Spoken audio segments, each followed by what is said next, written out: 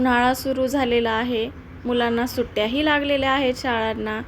मग काय दिवसभर मुलांचा गोंधळच गोंधळ प्रत्येक घरात. आणि खरंच मुलांचा हा किलबिलाट खूप छान वाटतो. एरवी सुन्न सुन्न असणारं घर सुट्ट्या असले की मुलांनी गजबजून जातं आणि मग अशातच मुलांची फरमाईश चालू होते, मम्मी हे कर, मम्मी ते कर, मम्मी तू हे करत नाहीस, मम्मी तू ते करत नाहीस. मग काय, त्यांच्या तक्रारींना उत्तर देण्यासाठी मग आपल्याला त्यांना काहीतरी बनवून द्यावंच लागतं, तेव्हा ते समाधानी राहतात. चला तर मग आपल्या यूट्यूब चॅनलमध्ये तुम्हा सर्व रसिक प्रेक्षकांचं मी मनापासून स्वागत करते. तर उन्हाळा आहे बाहेर कडाक्याचा, घशाला थंडावा देणारं थंड पेय तर लागतंच उन्हाळ्यामध्ये. त्याचबरोबर दुपारी 3-4च्या सुमारास असं चटपटीत असं काहीतरी मुलांना खायला लागतंच. तर आपण आज बनवणार आहोत सुकी भेळ. तर त्या भेळेसाठी लागणारं साहित्य मी दाखवत आहे.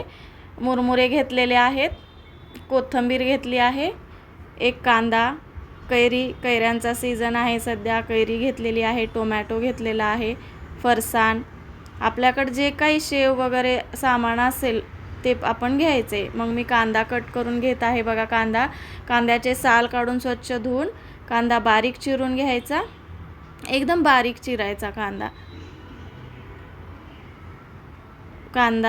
टोमॅटोचे बी काढून घेतलेला आहे. बघा, मी नेहमी तुम्हाला सांगते की टोमॅटोच्या बिया शरीराला चांगल्या नसतात, त्या तुम्ही काढूनच घेत चला.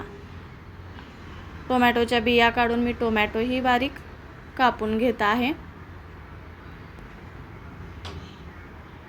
टोमॅटो बारीक कापल्यानंतर कोथिंबीरही धुवून स्वच्छ ठेवली होती मी, ती बारीक करून घेत आहे. कैरीच्या फोडी करून घेतलेल्या आहेत मी. ओली भेळ तर प्रत्येकाला आवडते, पण पर्सनली मला ना सुकीच भेळ फार आवडते बघा. कारण का, ओली भेळ अशी पटकन मऊ होऊन जाते. सुकी भेळ त्यात तो कांदा, ते टोमॅटो, अचानक दाताखाली आलेली ती कैरीची फोड, आहा हा हा, खूपच छान वाटतं.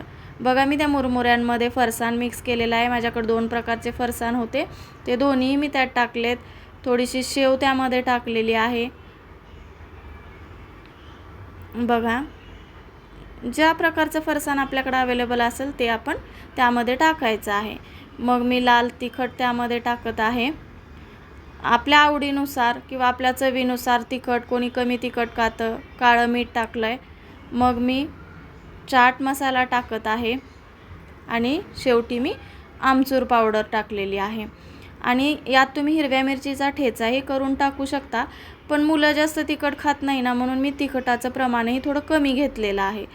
तुम्ही तुमच्या आवडीनुसार घेऊ शकता. मग छान असा बारीक चिरलेला कांदा त्याच्यावर टाकायचा आहे. कांदा टाकून झाल्यानंतर बारीक चिरलेला टोमॅटो ही त्यावर टाकून घ्यायचा. मग छान अशी ती बारीक चिरलेली कोथिंबीर,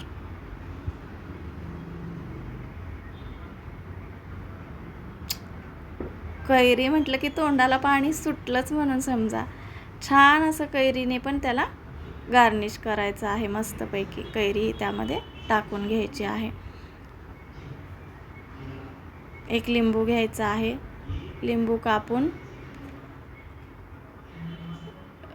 लिंबूचं बी काढून घ्यायचं आहे लिंबूमधलं. आणि बघा, मी लिंबू पिळून घेतलेला आहे त्याच्यावरती.